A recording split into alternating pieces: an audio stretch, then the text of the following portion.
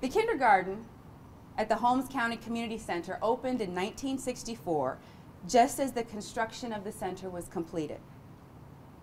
Rosie Head and Alice Mae Epps, young women from Mileston, worked as the first local staff for the center and its daily children's programs of a morning kitchen and a story time in the library. Soon, Zelma Williams, my mother, and her aunt, Clemma Williams from Chula, volunteered to come and help every morning. There was fear, but the parents bravely sent their children. Every night, armed guards watched the center. The children were taught their ABCs and their numbers. Personal hygiene was taught, and the center's running water was put to good use. Many of the plantation children enjoyed their first baths at that center. The children in these programs, like children everywhere, brought presents for the teachers. Zelma said, "One little girl from one of the plantations brought me a snuff tin filled with rocks and dried corn.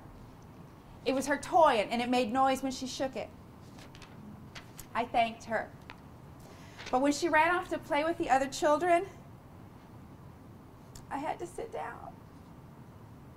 I held that snuff tin and cried. It broke my heart to see how little these children had."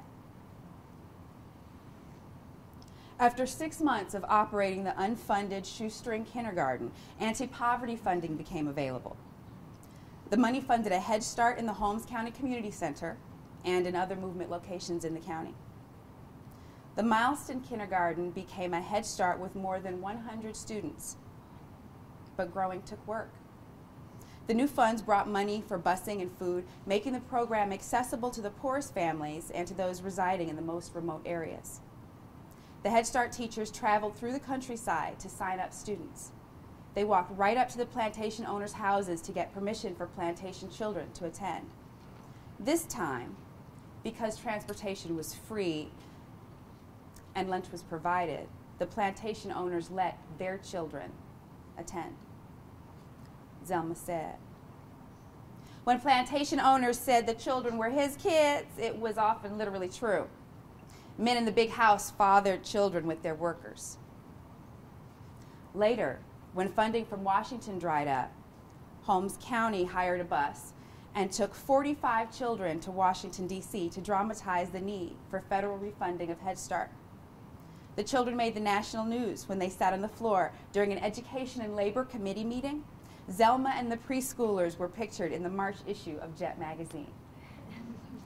My mother told me that they all sat around and the big drama came because they taught the children how to stand up and say, "We want our Head Start now!" School desegregation. Only grades 1 through 4 were desegregated the first year. We knew that when desegregation came, it wasn't going to be easy.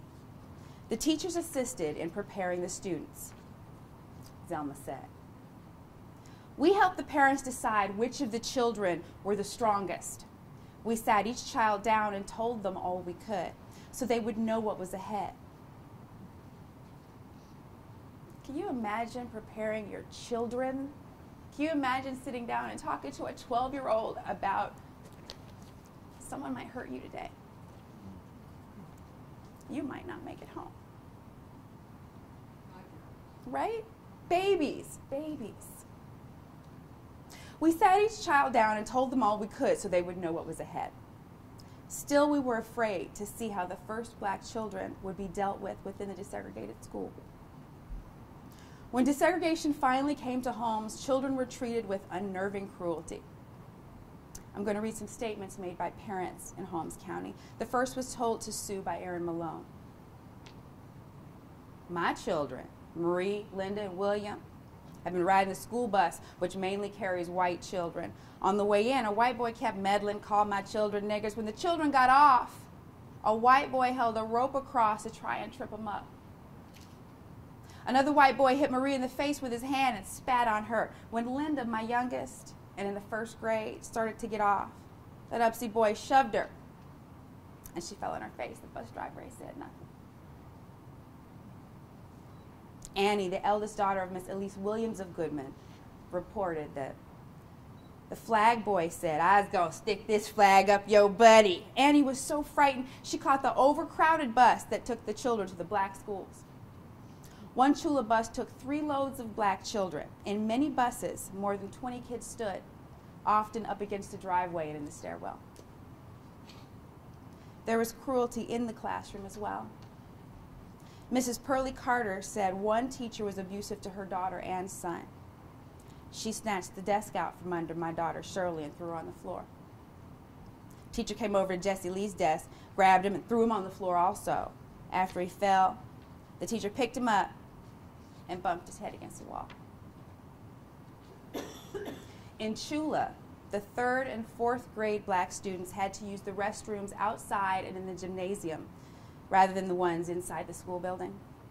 The white reaction to desegregation was overt and even violent. At Aaron Malone's house, a man approached Malone's wife as she stood in the doorway, holding one baby in her arms and comforting the rest of the children around her. The man shot her in the knee, crippling her. Jesse Williams said signs were posted in Durant listing the names of 32 parents who had children in the white school.